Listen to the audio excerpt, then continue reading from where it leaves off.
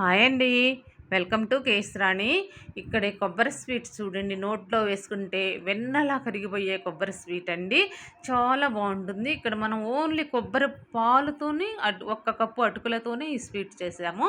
అసలు నోట్లో వేసుకుంటే కరిగిపోతుంది, అంత బాగుంటుంది. మనం ఎక్కడ నెయ్యి కూడా వాడలేదు, అయినా కానీ చూడండి నెయ్యిలో ముంచి తీసినట్లుగా ఉంటుంది. స్పాంజీలా చాలా బాగుంటుందండి. దానికోసం ఎలా చేసుకోవాలో చూపిస్తాను.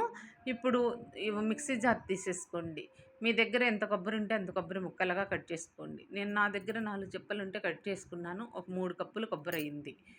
ఇక్కడ ఈ కొబ్బరిని ఇలా తీసుకుని ఈ ముక్కల్ని ఒక్కసారి జార్లో వేసేసుకొని మిక్సీ పట్టేసుకోవాలి ఇలా. ఇలా ఇప్పుడు వాటర్ పోసుకోవాలండి. ఇప్పుడు 1 కప్పు వాటర్ పోసేసుకుని బాగా మెత్తగా పట్టేసుకుంటూ, మిక్సీని పట్టేసుకుంటూ, మధ్య మధ్యలో ఆపుకుంటూ, ఇంకో కప్పు వాటర్ని కొంచెం కొంచెంగా, మొత్తం 2 కప్పుల వాటర్తో ఇది మెత్తగా పట్టేసుకోవాలన్నమాట. చూసారా ఇక్కడ ఎలా ఉందో అలా ఇలా మెత్తగా పట్టేసుకోవాలి. మొత్తం 2 కప్పుల వాటర్ పట్టింది నాకు ఇది మెత్తగా అవ్వటానికి. ఇప్పుడు ఒక కాటన్ క్లాత్లో వేసుకొని కానీ, ఒక పెద్ద బౌల్ తీసేసుకొని ఒక కాటన్ క్లాత్లో అన్నా వేసుకోవచ్చు, లేదంటే ఇలాంటి నెట్ గరిటెలో కన్నా ఇలా వేసేసుకుని ఒక స్పూన్తో ఇలా నెట్ గరిటెలో అయితే ఒక స్పూన్ వేసుకొని తిప్పండి. నిదానంగా తిప్పుతూ ఉంటే ఆ పాలన్నీ చూసారా ఇదిగోండి ఇలా దిగుతూ ఉంటాయి కిందకి.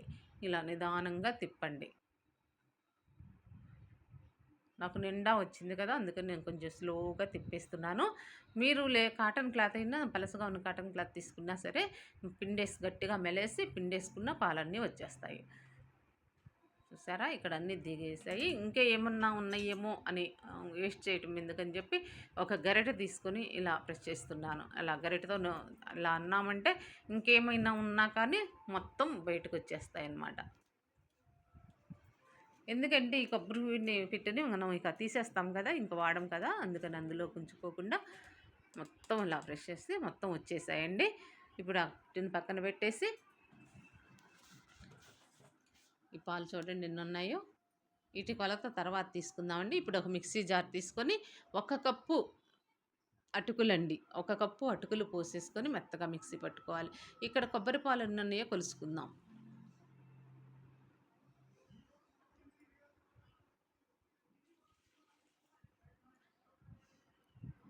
ఇక్కడ నాకు 3 కప్పుల కొబ్బరి పాలు వచ్చాయండి. నేను తీసుకున్నది 3 కప్పుల కొబ్బరికి 3 కప్పుల కొబ్బరి పాలు వచ్చాయి. 2 కప్పులు వాటర్ వాడాను కదా, 3 కప్పుల కొబ్బరి పాలు వచ్చాయి. ఈ 3 కప్పుల కొబ్బరి పాలకి 1 కప్పు అటుకులను మిక్సీ వేసేసాను. బాగా మెత్తగా పొడి చేసుకోవాలి, వీలైనంత మెత్తగా చేసేసుకుని ఆ కొబ్బరి పాలలో ఈ అటుకుల మిశ్రమాన్ని అందులో పోసేసేయాలన్నమాట. అటుకుల పొడిని ఇందులో పోసేయాలి. 3 కప్పుల కొబ్బరి పాలకు 1 కప్పు అటుకులను మిక్సీ పట్టేసుకొని ఇందులో పోసేసుకొని ఇలా కలిపేసుకోవాలి. ఫస్ట్ లూజ్గానే ఉంటుంది, అలా కలుపుతూ ఉంటే 2 మినిట్స్లోనే గట్టిపడిపోతుంది. అటుకుల పొడి కదండి, నానే కొద్దిగా మెత్తగా గట్టిగా అయిపోతుందన్నమాట. ఇలా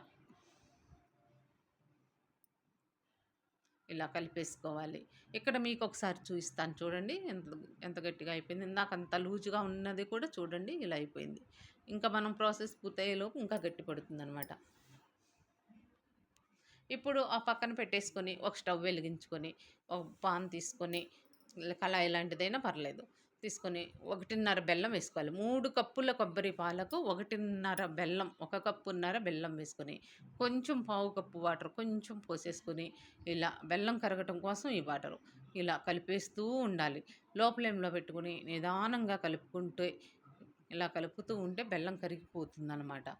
ఇక్కడ నాన్ స్టిక్ కళాయి అయితే చాలా బాగుంటుందండి. ఎక్కడ ఈ రెసిపీకి నాన్ స్టిక్ అయితే అసలు కొంచెం కూడా అంటుకోదండి, బాగా వస్తుంది. ఏ కళాయి అయినా వస్తుంది, దీనికైతే అస్సలు అంటుకోకుండా వస్తుంది.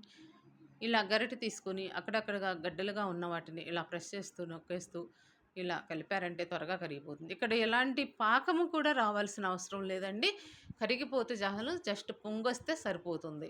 ఇలా పొంగేస్తే సరిపోతుంది. ఇప్పుడు మనం పక్కన పెట్టుకున్న కొబ్బరి పాలు అటుకుల మిశ్రమం మొత్తం ఇందులో వేసేసుకోవాలన్నమాట. చాలా ఈజీ ప్రాసెస్ అండి, చాలా బాగుంటుంది, టేస్ట్ కూడా అంత బాగుంటుంది. ఆ మిశ్రమం మొత్తం ఇందులో వేసుకొని నిదానంగా కొంచెం ఎక్కడ అనేది లేకుండా ఉండేలా కొంచెం నిదానంగా కలిపేసుకోవాలి. ఇదంతా లో ఫ్లేమ్లోనే పెట్టేసుకొని ఈ రెసిపీ మొత్తం అయ్యే వరకు, మొత్తం అయిపోయే వరకు లో ఫ్లేమ్లో ఉంటేనే బాగుంటుంది. అడుగంటకుండా అలా ఉంటుంది. చూసారా ఇక్కడ ఇలా వచ్చే వరకు కలిపేసుకోవాలన్నమాట. ఇలా స్మూత్‌గా రావాలి. ఎక్కడ ఉండలు లేకుండా ఇలా రావాలన్నమాట. ఇలా కలుపుతూ ఉండాలి. మధ్య మధ్యలో ఆపినా కానీ లో ఫ్లేమ్‌లో ఉంటే మధ్యలో ఆపినా కానీ ఏం కాదు. మధ్యలో మనం 1 నిమిషం, 2 నిమిషాలు అటు ఇటుగా వెళ్ళొచ్చినా కలుపుతూ ఉండాలి ఇలా. చూసారా దగ్గర పడిపోతుంది. మళ్ళీ ఒక 2 మినిట్స్‌లో ఇంకా చూసారా ఇంకొంచెం దగ్గరకొచ్చేసింది. ఉడకబెట్టేసింది. ఇంకొక 2 మినిట్స్ ఉంచితే సరిపోతుందండి. ఇలా కలుపుతూ ఉంటే ఇలా దగ్గరకొచ్చేసినప్పుడు కొంచెం దగ్గరే ఉండి కలుపుతూ ఉండాలి. ఇక్కడ చూసారా? ఇక్కడ ఆయిల్ చూడండి ఎలా వస్తుందో. మనం ఎక్కడ స్పూను ఆయిల్ గాని, స్పూన్ నెయ్యి కూడా వాడలేదు. కానీ ఆయిల్ చూడండి ఎలా వచ్చేస్తుందో. అదంతా కొబ్బరిలో ఉండే ఆయిలేనండి. మనం చాలా ఎక్కువగా కనిపిస్తుంది మనకు ఆయిల్ అందులో. ఇంకొంచెం ఒక్కొక్క నిమిషం అలా ఉంచేసి తీసేసుకోవచ్చండి. ఇంకొంచెం ఇక్కడ ఈ కళాయి అవ్వటం వల్ల ఎక్కడ కొంచెం కూడా అంటుకోవట్లేదు చూడండి. చక్కగా జరిగొస్తుంది. ఇంక దగ్గర పడిపోయిందండి. ఇలా దగ్గరకొచ్చేస్తే సరిపోతుందనమాట. ఇప్పుడు ఒక్కసారి మనం ఒక ప్లేట్ తీసుకోవాలి. దానికి ఎలాంటి నెయ్యి రాయాల్సిన అవసరం లేదండి. ఈ ప్లేట్‌కి ఒక గుంటలా ఉన్న ప్లేట్ తీసుకొని ఇది మొత్తం మీ కన్సర్న్స్ మొత్తం గూడా ఇంక్ ఈ హల్వా మొత్తం కూడా ఆ ప్లేట్‌లోకేసేసుకోవాలి. అలా ఏసుకుని ప్లేట్‌లో ఇలా ఒక గరిటె తీసుకొని స్మూత్‌గా అని అనుకొని మంచిగా నీట్‌గా అనేసుకోవాలి. ఇలా కొంచెం మనం అదిమినట్లుగా ఇలా అనేసేయాలి. మరీ అంచులు ఎమ్మటికి వచ్చేస్తే కొబ్బరి నూనె అందులో ఉండే ఆయిల్ కింద పడుతూ ఉంటుంది. డ్రాప్స్‌గా పడుతుంది. అందుకని కొంచెం అంచులెమ్మటి లోపలికి అనుకుంటూ ఇలా అనేసేయాలనమాట.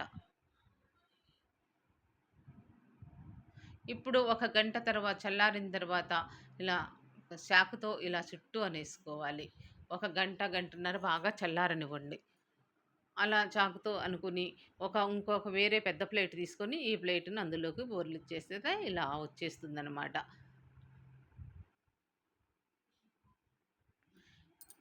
ఇలా వచ్చిన ఒక చాకు తీసుకొని మనం ముక్కలుగా కట్ చేసుకోవటమేనండి.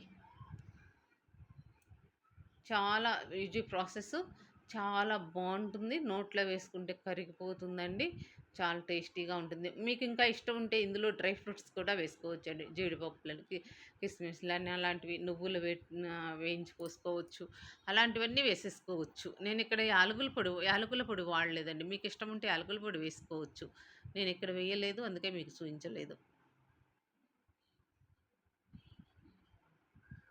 ఎందుకంటే యాలకుల పొడి ఈ టేస్ట్ ఇలానే ఎంజాయ్ చేయాలండి మనం. యాలకుల పొడి వేస్తే అంత ఆ ఫ్లేవర్ వేరే ఉంటుంది గదా! అందుకోసం నేను యాలకుల పొడి ఎయలేదు. చూసారా ఎంత బాగా వచ్చాయో అసలు నోట్లో వేసుకుంటే కరిగిపోతాయండి.